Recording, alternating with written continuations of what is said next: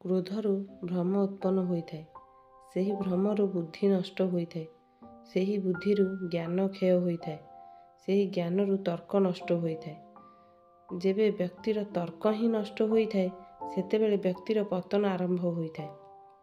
ଯଦି କେବଳ କାହା କଥାରେ ଭାସିଯାଇ ଆପଣ କ୍ରୋଧ କରୁଛନ୍ତି, ତାହେଲେ ଜାଣି ନିଅନ୍ତୁ କି ଆପଣ ତା କଥା ମାନୁଥିବା ଗୋଟିଏ କଣ୍ଢେଇ ମାତ୍ର। ଏକ ନିରାଟ ସତ୍ୟ। କେବେ ତଳେ ପଡ଼ି ଦେଖନ୍ତୁ, କେହି ଉଠାଇବାକୁ ଆସିବେ ନାହିଁ। ଥରେ ଆକାଶରେ ଉଡ଼ିକି ଦେଖ, ସମସ୍ତେ ଆସିବେ ତୁମକୁ ତଳକୁ ଟାଣିବା ପାଇଁ। ନିଜ ପ୍ରତିଭା ପାଇଁ କେବେ ଗର୍ବ କରନ୍ତୁ ନାହିଁ, କାରଣ ପଥର ବି ତା'ର ଅଧିକ ଓଜନ ପାଇଁ ପାଣିରେ ହିଁ ବୁଡ଼ି ଯାଇଥାଏ। ଭାଗ୍ୟ ଉପରେ ଯଦି ଆଶା ରଖି ବସିଥିବେ, ସେ ଆପଣଙ୍କୁ ନିରାଶ କରିବ। କର୍ମ ଉପରେ ଯଦି ଧ୍ୟାନ ଦେବେ, ସେ ଆପଣଙ୍କୁ ଦ୍ୱିଗୁଣା ଫଳ ଦେବ। ବାସ୍ତବଠାରୁ ବହୁତ ଅଲଗା ଏହି ସ୍ୱପ୍ନର ଦୁନିଆ। ଦେଖାଯାଏ ବହୁତ କିଛି, ହେଲେ ବାସ୍ତବରେ କେବେ ସତ